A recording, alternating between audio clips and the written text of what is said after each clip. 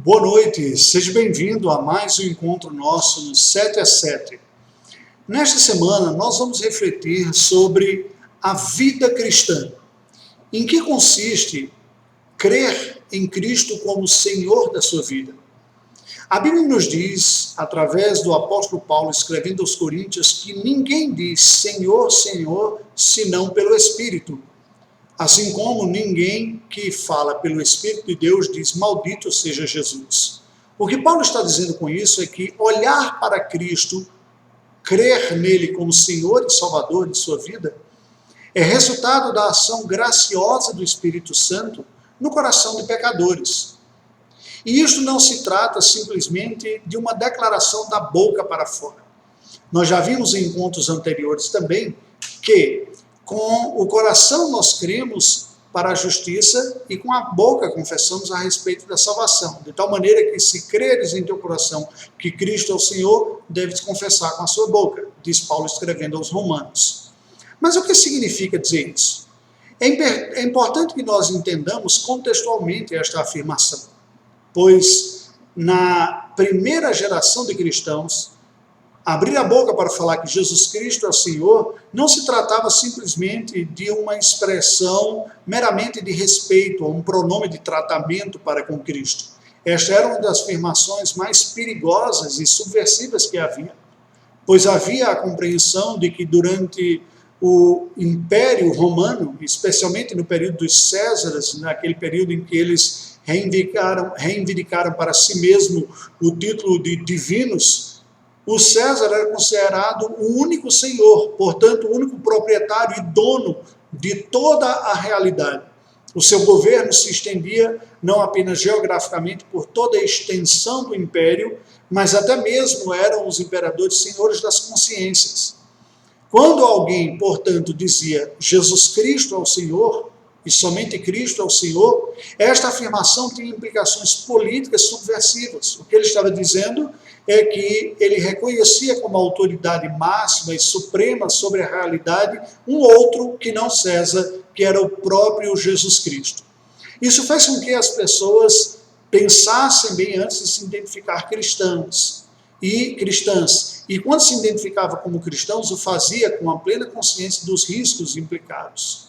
Eles, portanto, tinham uma convicção mais madura e sabiam que falar de crer em Cristo não se tratava apenas de concordar com fatos históricos sobre o nosso Senhor e Salvador Jesus Cristo. Significava entender esses fatos, seus sentidos, mas também confiar e mais, render-se a Ele como verdadeiro Senhor da sua vida. A experiência que nós tivemos no Brasil de senhorio e escravidão foi uma experiência muito negativa. A imagem e a memória que todos nós temos através dos livros didáticos são dos abusos e da violência, assim como da restrição de liberdade e de autonomia que foi imposta aos escravos. Contudo, ter Cristo como Senhor é muito melhor do que ser um CEO em uma empresa diabólica, ser CEO do inferno. O que estou querendo dizer com isso é ter como Senhor de sua vida, o dono, seu proprietário, a Cristo, significa ter o melhor dos senhores. Aquele que é também o seu irmão, que vai cuidar de você e tem o melhor para você. Portanto, ter Cristo como Senhor de sua vida significava ter uma entrega completa. Esta é a implicação de entender que sua própria vida foi comprada por Cristo na cruz do Calvário. Quando alguém olha para Cristo como Senhor, significa dizer que reconhece que Ele é o detentor da sua própria existência, da existência do fiel. Bem, qual a implicação prática disso? Há 3 termos muito comuns referentes a Cristo no Novo Testamento.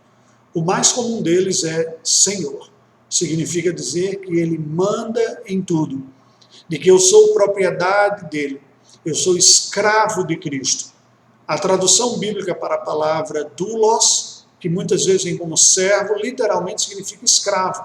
Eu reconheço, portanto, que Cristo comprou-me a mim, a mim mesmo, que creio nele, a todos aqueles que nele creem, como sua propriedade.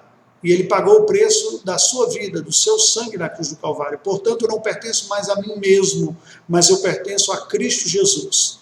Importa, portanto, que a vontade dele seja feita sobre a minha vida, de que eu submeto a ele todos os meus planos e sonhos, mas submeto na tranquilidade de que ele, por ser Deus, ele sabe o que é melhor para mim e ele tem o poder de implementar o que é melhor para mim.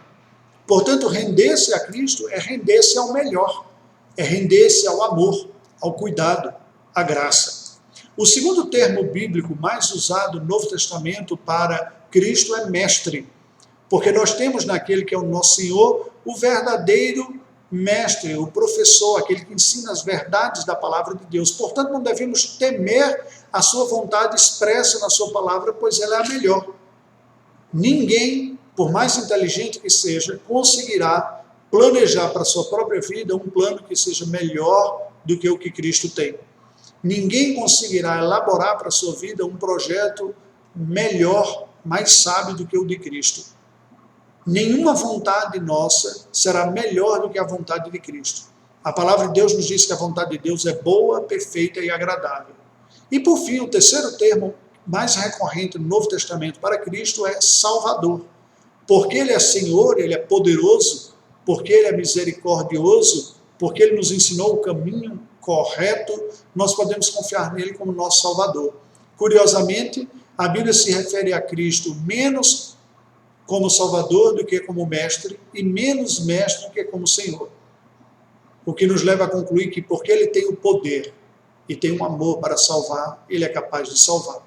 Render-se a Cristo como Salvador é render-se a Cristo como seu mestre, como aquele que nos orienta.